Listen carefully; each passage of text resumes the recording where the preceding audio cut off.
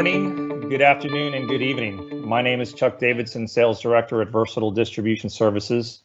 As many of you know, Versatile is an HP OEM integration partner focused on providing HP hardware solutions in support of multiple market segments like media and entertainment, architecture and design, security, healthcare, and finance.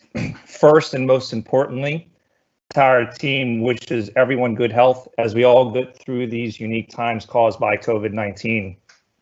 Who would have thought 2 months ago that the world's workforce would find themselves working from their homes? But this has become the new norm, which has created many challenges for companies globally. How do we keep our workforce actively working or being productive? That is the question so many are asking. The need for companies to be able to work remotely and collaborate effectively has never been more of a necessity in these unprecedented times. Today, we are excited to host our friends from HP that will present a cost-effective, simple, and mature solution that addresses this challenge. This technology has been in HP's portfolio for many years, so it brings a proven track record of performance and reliability in a time where companies need it and need it the most. Using HP's ZCentral Boost software, formerly known as RGS, employees can work from home on a low-powered notebook, PC, or even a Mac system while leaving their primary workstation in the office. With that, I'm very pleased to introduce Mr. Clifton Robin, Technical Planner and Software Product Manager for ZCentral Remote Boost, as well as Rick Homan, Media and Entertainment Technical Specialist for Z-Series Workstations. Clifton, I'm going to turn it over to you. All right, thank you very much. Can you hear me okay? Loud and clear. Okay, great, thanks. Just wanted to make sure. So welcome everyone, and thank you for being here today. We're very excited to be able to support Versatile in this endeavor and the rest of the world when it comes to accessing our remote workstations or any horsepower that you have PC-wise remotely, which is a situation that we're all in. One of the things that I think is key to this is getting set up and understanding what's available and then what's simple to implement and what makes sense from a business sense. So what we're going to look at today is something called ZCentral. And as it was mentioned, I am the product owner and the worldwide technical planner for this product, and it's really kind of a suite of things that we're looking at. We're going to kind of start at a little high level, and then we're going to focus specifically on point-to-point connections. The reason for that is I have probably talked to 100 different media and entertainment companies, different studios in the last 3 weeks or so, helping all of them enable their point-to-point connections because their editors or the folks who are doing the post-production are at home and they need to connect into the editing suites that are in the studios or wherever that might be, and providing them a solution that gets the point to point. There's two phases of this. We do have this thing called Hvz Central Connect. We're not going to go into that too much today, but think of it as a librarian that facilitates or an introduction connection. So you have a number of books, reference books on a work shelf, and somebody comes up and says, I need one of those reference books. I'm in a media class. They show their ID, the library checks it, says, yep, you are. Notes they took the book, they walk away with the book, do with it what they want, come back later, check it back in, it's there for somebody else. Same idea, but with PCs and having similar PCs that you check in and out, but it's all managed through web interfaces, and the experience for both the admin and the user is through their web browser launching what I'm going to show you next, which is HPZ Central Remote Boost. I'm going to have a few slides here that we're going to talk to. I'm going to show you a little bit high level of some of the features, and then we're going to have Rick go into a little bit more of a focused demo using his session remotely within Avid. So what does it look like now? Well, you know, talking to the IT folks, because initially that was the interest, endpoint devices and data closet, but that's not really the practical reality of where we're at today. This is really more what it's at is you're at home and there's stuff at the office. And as I said, we're not going to get into HPZ Central Connect, but we'll provide some website URL at the end that you can look at it. So this endpoint device, Linux, Mac OS, or Windows, that's what you've got at home. And here at work, you've got Windows or Linux, and we show these as racked workstations. But again, it could be in place underneath the desk, as many things are, or in the editing bay, and it just needs to be connected to. And what we need to do is have a point-to-point connection back to the resources we can't get to, but desperately need. So that's the office. So what does that give us? Well, as I mentioned, ZCentral Connect is the remote broker.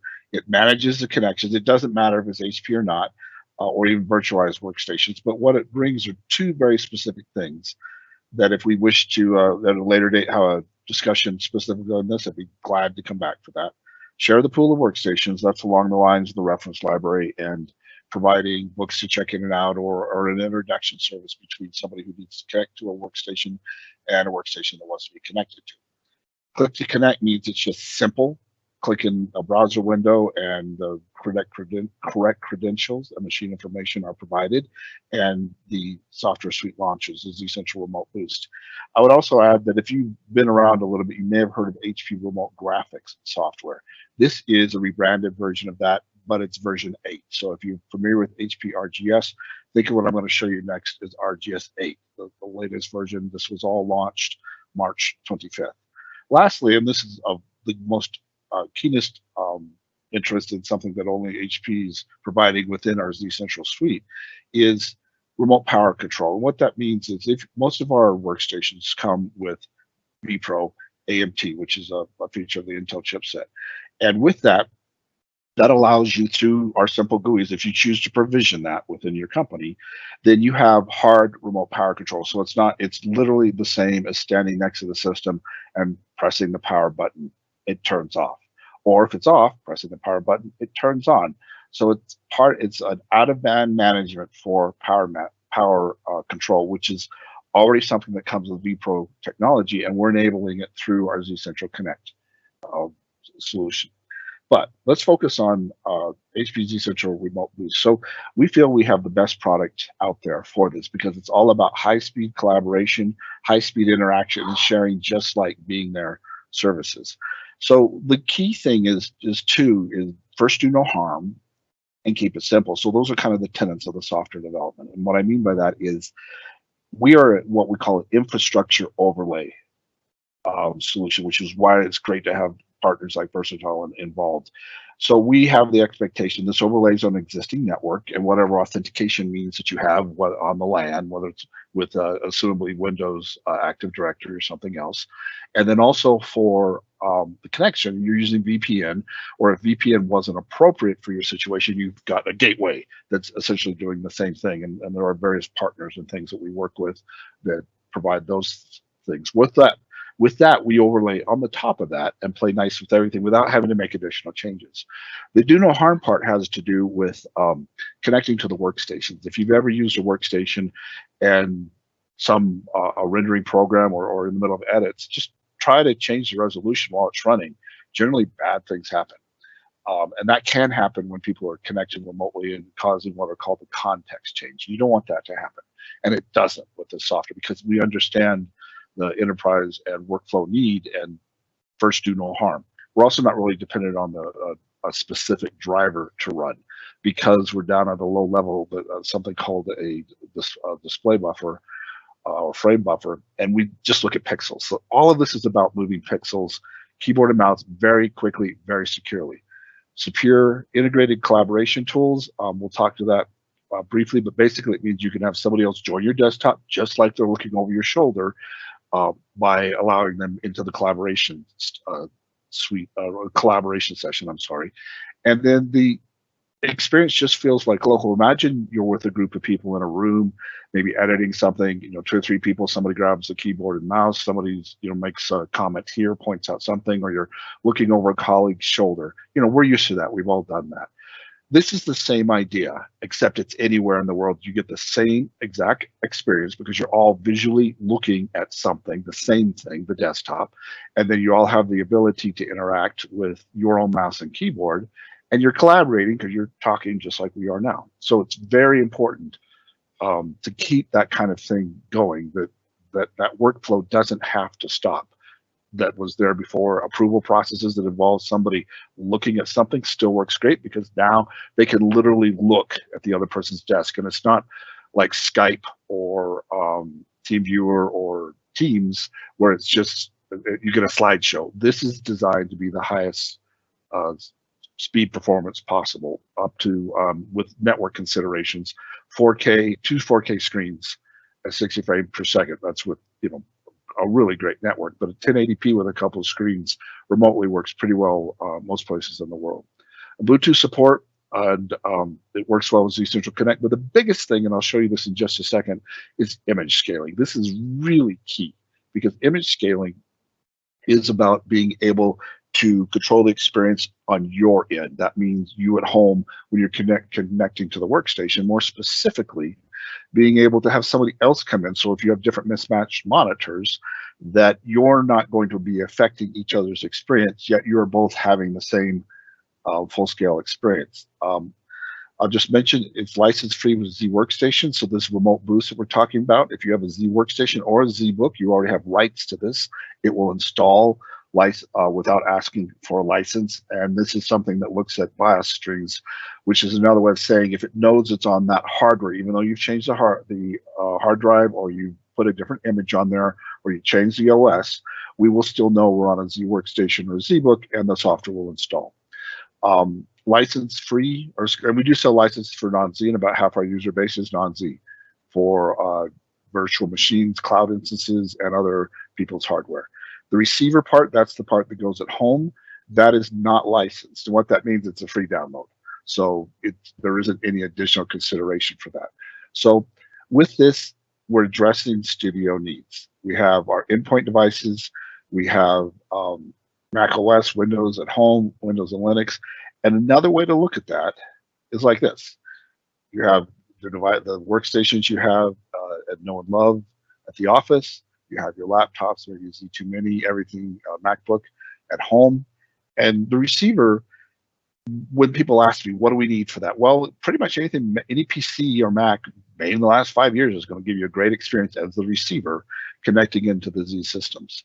We do have some abilities to use hardware acceleration with Quadro cards, and actually all NVIDIA cards. There are a few things we do better with Quadro, but that gets into a little bit more what we call headless, which is to say that that's something that we provide in terms of not having a monitor connected, and that gets a little bit more technical for this display. So let's go ahead and stop the slideshow for a second, if I can get that to do that.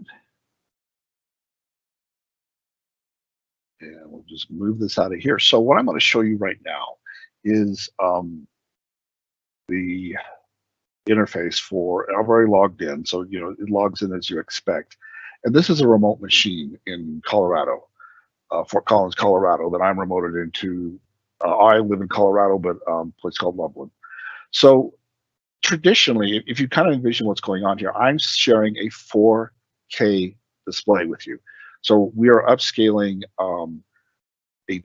my images to 4K if you're on it's probably downscaling if you're on a 1080p screen, the image. So in the past, what you typically get, if I could hit the right button, apologies, is this. So this is a 1080p screen I'm remoted into. And obviously 4K pixels, that would require 3 more of these to fill up a 4K experience. Also, as I go through this, and as Rick goes through this, notice the frame counter up here. This is our experience. So if you see this go up to 40 or 50, and you're seeing a slideshow, something that's not responding very fast, realize that's the fundamental limitation of Teams. I'm having a high-speed experience, just like you would expect on any computer display, because once you get above about 24 frames per second, you start not being able, the eye can't really discern things, and lower for some applications. So this gives you an idea for that. I can interact with this, it's all good, but it's not really a great experience when it comes to, I can't actually see anything very well. So we put in pixel scaling, and what pixel scaling does is it literally up and down scales the pixels on your side, on the client side, which is to say whatever you have in your house using GPU accelerated shader technology. So we're using the GPU, AMD, NVIDIA, or Intel to do this. And it's basically a very high quality Blu-ray type experience where the pixels are scaled up and down regardless of the window size. So whatever you connect, it doesn't affect the experience of the other person, to the point that I can actually, with going full screen, get rid of my secondary display, which is on, I'm showing this on, and this covered up the taskbar, and it won't let anything else be shown. So it looks to me like I am local. This is a 1080p screen shown full scale on a 4K screen. So it makes it for a really excellent experience. And the key thing with all of this is keeping it simple to the point you don't know your remote. And that's really what it is getting it that feeling that, oh, this is just like being there. So what does that get us? Well, I'm going to bring up this little application.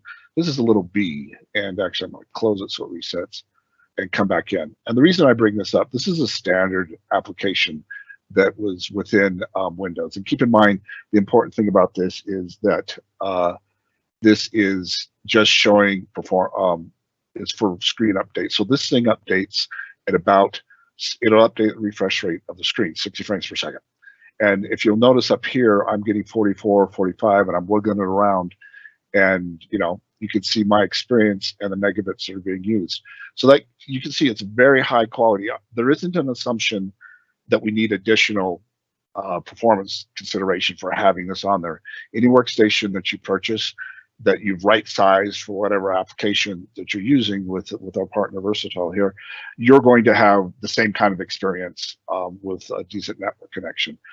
One of the things too, and I don't have a chance to get into it, but you can cut this bandwidth by about half. So where I'm getting 36 or 38 megabits, you can actually have this down at 5 or 6 megabits using something called advanced video compression. And basically what that is all about is using the graphics acceleration on the hardware that's in the system. But more importantly, on either mode, you have the ability as a user to control the image quality. And this is something else that nobody else has. You dynamically can control it. So if you notice, my megabits per second up here went quite high. That's because I went into the highest quality mode. There's no shading, there's no rainbowing, there's nothing weird going on. And this is also using a proprietary HP3 codec. This is our codec that we use that's unique to our solution. And if I go lower in quality, you notice it really dropped the megabits, but the frame rate stayed high. So again, depending on what somebody's doing, they can control that. So that's really a very high level overview of this. And while I'm handing this over to Rick, he's going to get into a little bit more of the Avid specific stuff. I would like to point out that, and we'll mention this at the end, go ahead, Rick, that we are offering 90-day free trials on our website that no questions asked, unlimited seats for 90 days of both of these products because of the COVID situation and to get people out there and working. So Rick's coming up here. And I'll take it away, Rick. All right. Hi, everybody. What I wanted to show is Cliff went over some of the user interface stuff, and I just wanted to demonstrate a little bit of using Avid Media Composer, since that's what we wanted to cover today. I did see a question in the chat about using Avid dongles. I haven't specifically used an Avid dongle over RGS for licensing, but I have done it with DaVinci Resolve, so I believe that should just work fine with Avid as well. And I just wanted to throw that in. We will get to all those questions that are being posted in the Q&A section when we get to the end of the presentation. But anyway, I just wanted to go over, I've got a project here running on a machine right next to me, and you'll see I changed the default update rate that when you first install Remote Boost, it will be capped at 30 frames per second. But like Cliff was showing earlier, he was up closer to 60, and I've changed mine to be unlimited, so it will go as fast as necessary to fill in, to send the pixels across from the sender to the receiver. So you see it works just perfectly with Media Composer here. And actually what I'm showing is my 2.5K screen showing two separate RGS connections or Remote Boost connections to two separate machines. So what that demonstrates is that you can have multiple sessions going and you're not overburdening your local machine, which could be a lightweight a laptop type PC or a MacBook, for example.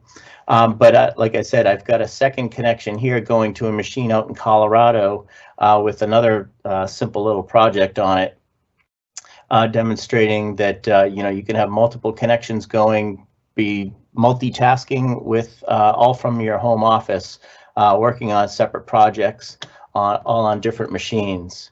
And Cliff kind of covered the scaling. We've got the, you can turn window borders on and off with this. You can get rid of this little control panel up here if you want by unpinning it, and it will go away, and then turn off the window borders as Cliff was showing. So now it just looks like you're running a full session on your system here. So there's not too much else I wanted to show about this, so I'll actually turn it back over to Cliff to finish up the presentation. Yeah, while you're bringing that up, just one more thing I wanted to mention. I showed one session going to many different senders, RGS senders.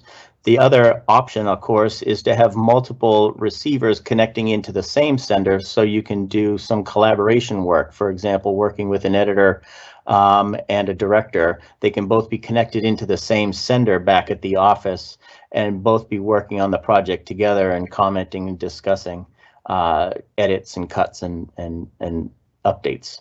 So sorry, I just wanted to point that out earlier. So Chuck, you want to take it back? Absolutely. Thanks, Clifton. For anyone that may need to have time to get, we didn't get to a question, or you prefer to speak with us directly, our contact information should be on the screen, so feel free to reach out to us.